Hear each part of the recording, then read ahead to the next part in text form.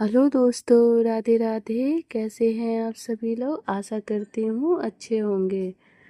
आज मैं बताने जा रही हूँ आपको गीता के कुछ महत्वपूर्ण उपदेश जो हमारे जीवन जीने में और भी ज़्यादा मदद करेंगे।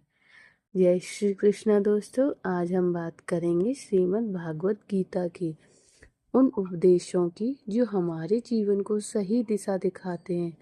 गीता केवल एक धार्मिक ग्रंथ नहीं बल्कि जीवन जीने की सबसे बड़ी कला है।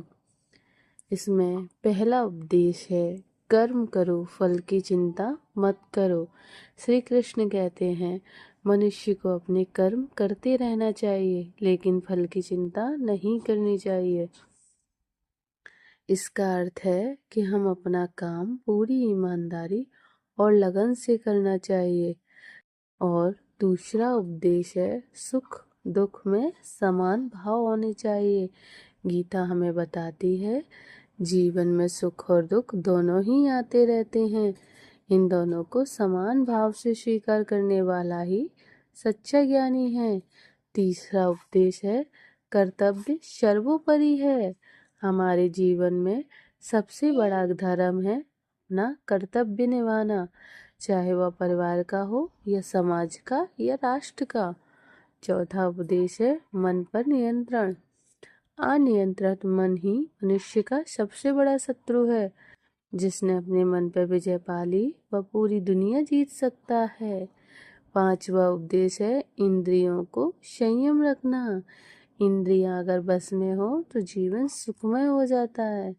संयमित जीवन ही सफलता और शांति देता है। छठा उपदेश है, भक्ति और विश्वास।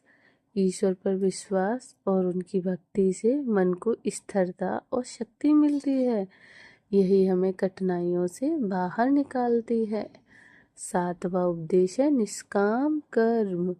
बिना स्वार्थ और बिना अपेक्षा के किए गए सारे कार्य सबसे सर्वश्रेष्ठ होते हैं। इससे आत्मा शुद्ध होती है और समाज का कल्याण होता है। आठवां उपदेश है, ज्ञान की महिमा। गीता कहती है कि आत्मा अमर है और शरीर नश्वर। यह समझ हमें मृत्यु का भय मिटाकर जीवन को सकारात्मक दृष्टि देती है। नौवां उपदेश है, समर्पण भाव। जब जीवन में कठिनाई आए तो अपने मन, बुद्धि और भावनाओं को भगवान को समर्पित कर दो। इससे मानसिक शांति और आत्मविश्वास दोनों मिलते हैं। 10वां उपदेश है, संतुलित जीवन। जीवन का हर क्षेत्र में संतुलन जरूरी है। खान पान में, बोल चाल में और व्यवहार में संतुलन ही सच्ची सफलता का, सुख का आधार है।